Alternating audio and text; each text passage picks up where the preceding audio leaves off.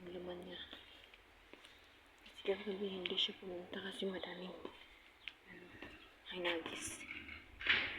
Delikado. So ngayon, kanina umaga pumunta siya. Nakaulit na. Tignan natin yung laman ng truck.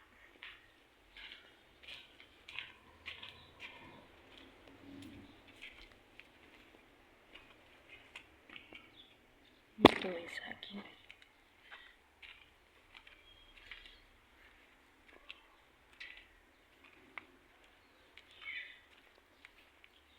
Tingnan natin.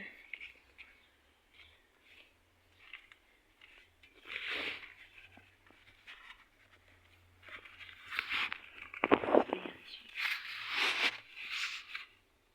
Yung laman niya pinupuno.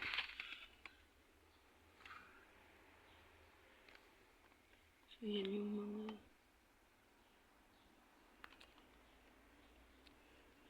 hindi ko siya masaka baka puno. Yan sa ilalim. Avocado, tanan-tanan nga mga patas.